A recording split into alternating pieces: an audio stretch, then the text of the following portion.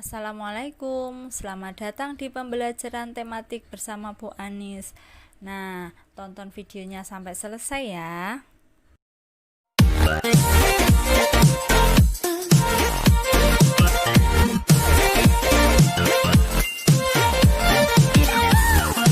Pada video kali ini kita akan belajar kelas 5 tematik, tema 3 makanan sehat, subtema 1 bagaimana tubuh mengolah makanan, pembelajaran 1.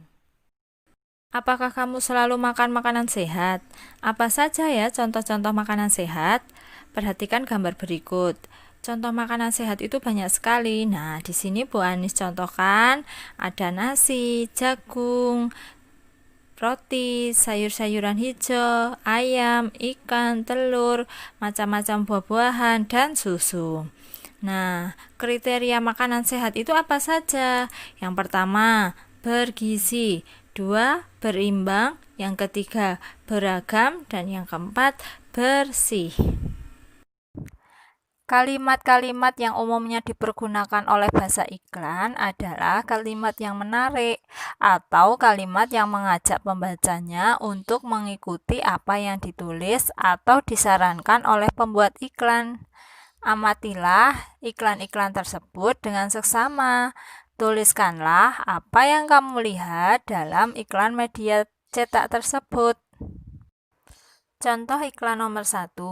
Aku menemukan gambar buah-buahan, ada stroberi, kiwi, tomat, dan melon.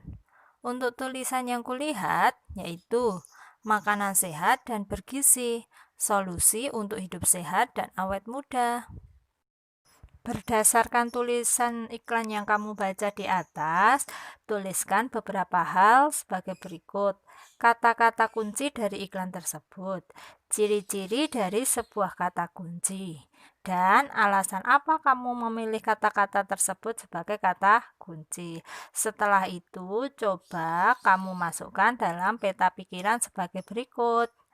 Nah, di sini Bu Anis beri contoh untuk yang ciri-ciri sebuah kata kunci adalah 1. Terdiri dari satu kata atau dua kata yang membentuk sebuah frase kata. 2. Mengandung kata yang unik yang terdapat dalam sebuah bacaan. 3. Mewakili sebagian atau keseluruhan topik atau konsep atau informasi dari sebuah bacaan.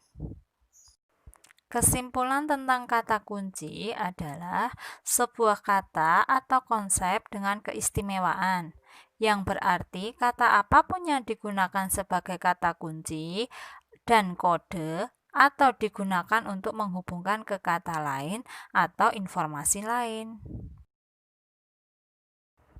Dengan menemukan kata kunci pada iklan-iklan makanan sehat, kita jadi tahu bahwa masyarakat kita sudah banyak yang peduli tentang pentingnya makanan sehat. Penyempurna makanan sehat adalah susu. Seperti kita ketahui, untuk menghasilkan susu, jenis makanan apa yang biasa aku konsumsi? Bagaimana aku mencernanya? Bagaimana ya sistem pencernaan makanan pada hewan ruminansia?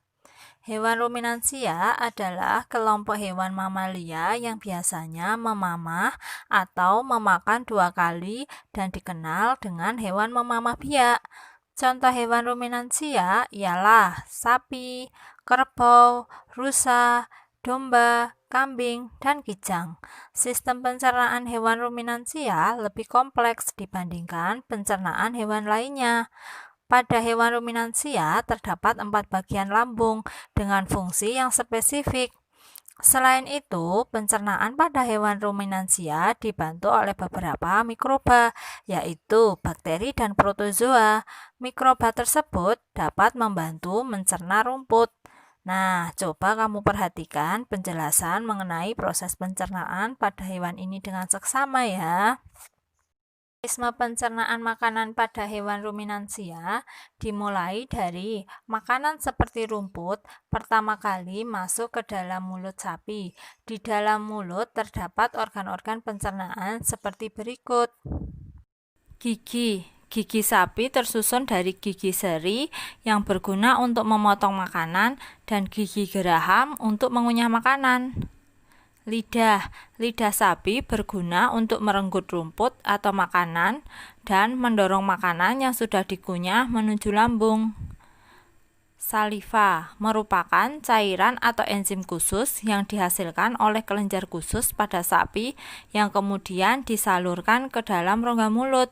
Saliva berperan dalam proses pencernaan kimiawi. Lambung sapi berbeda dengan lambung manusia, ukurannya jauh lebih besar. Lambung sapi merupakan organ pencernaan yang sangat penting bagi sapi. Lambung sapi terdiri atas 4 bagian, yaitu rumen, retikulum, omasum, dan abomasum. Oleh karena itu, sapi dikatakan memiliki 4 perut. Nah, perhatikan penjelasan lebih lanjut ya dari Bu Anis. Bagian-bagian dari lambung sapi. Yang pertama, rumen atau perut besar. Tempat terjadinya pencernaan dengan bantuan mikroba atau bakteri. Di sini makanan dicerna hingga menjadi bubur dengan gerakan mengaduk yang dilakukan oleh dinding rumen.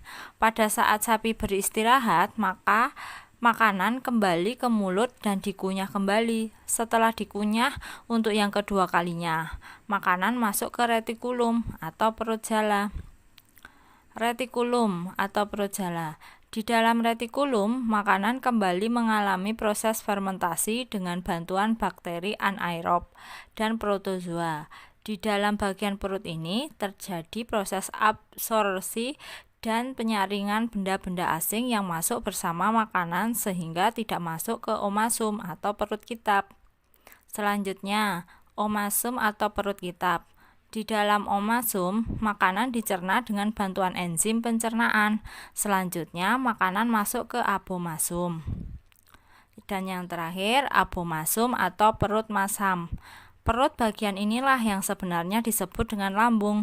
Di sini makanan dicerna dengan bantuan enzim pencernaan pepsin yang dihasilkan oleh abomasum. Setelah melewati seluruh proses pencernaan makanan di dalam abomasum, makanan bergerak menuju usus halus. Panjang usus halus seekor sapi dewasa dapat mencapai 40 meter. Di dalam usus halus terjadi proses absorpsi dan fermentasi. Selanjutnya, sisa-sisa makanan akan dikeluarkan melalui anus. Nah, demikianlah penjelasan materi pada hari ini. Jangan lupa klik like, comment, and subscribe agar kalian tidak ketinggalan pelajaran dari Bu Anis. Terima kasih. Assalamualaikum.